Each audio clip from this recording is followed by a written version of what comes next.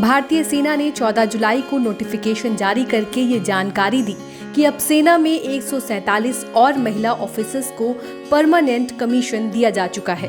भारतीय सेना ने कुल 615 महिला अधिकारियों को स्थायी कमीशन देने पर विचार किया था और उनकी स्क्रीनिंग की जा रही थी। इन 615 महिला ऑफिसर्स में से अब कुल 424 महिला ऑफिसर्स को परमानेंट कमीशन दिया जा चुका है। लेकिन आज हम आपको बताएंगे कि क्या होता है भारतीय सेना में परमानेंट कमीशन, इसकी शुरुआत कब से हुई और इससे महिला ऑफिसर्स को क्या क्या फायदे होंगे। हर अपडेट पाने के लिए बेल आइकन पर करें क्लिक। भारतीय सेना में महिलाओं की एंट्री 1992 के बाद हुई। इससे पहले महिलाएं भारतीय सेना में शामिल नहीं हो सकती थीं। उस समय महिलाओं को महज शॉर्ट सर्विस कमीशन पर ही सेना में भर्ती किया जाता था, जिसका मतलब था कि महिलाएं महज 5 सालों तक ही सेना में काम कर सकती हैं।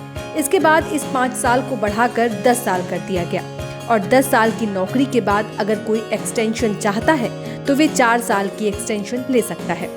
इसी 14 साल की नौकरी के बाद परमानेंट कमीशन पहले महज पुरुषों के लिए दिया जाता था, जिसका मतलब था कि सिर्फ पुरुष ही अपनी रिटायरमेंट की उम्र तक सेना में अपनी सेवाएं दे सकते थे।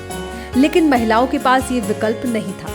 उन्हें 14 साल के बाद सेना की नौकरी को छोड़ना ही पड़ता था, जिसका मतलब था कि महिलाओं को 14 सालों के बाद फिर से दूसरी नौकरी ढूंढनी पड़ती थी, क्योंकि शॉर्ट सर्विस कमीशन में उन्हें पेंशन और अन्य सुविधाएं नहीं मुहैया करवाई जाती थी।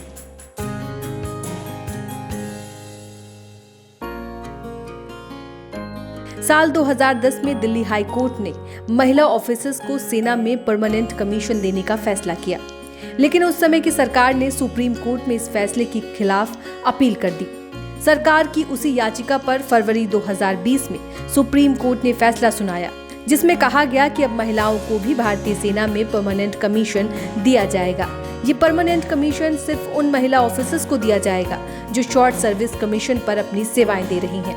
2020 में सुप्रीम कोर्ट के फैसले के बाद सेना ने बयान जारी किया कि महिलाओं को सेना की 10 शाखाओं में स्थायी कमीशन दिया जाएगा, जिसमें army air defence, signals engineers, army aviation, electronics, mechanical engineers, army service corps, army ordinance core और इंटेलिजेंस कोर, और इसके अलावा जज और एडवोकेट जनरल और आर्मी एजुकेशनल कोर को भी इसमें शामिल किया गया था।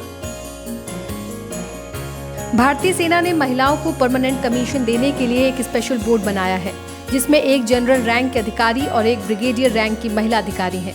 ये बोर्ड कुछ मापदंडों के हिसाब से ये तय करता है कि किस महिला ऑफिसर को स्थायी कमीशन दिया जाएगा। दिन ब दिन भारतीय सेना में परमानेंट कमीशन की महिला ऑफिसरों की गिनती बढ़ती जा रही है।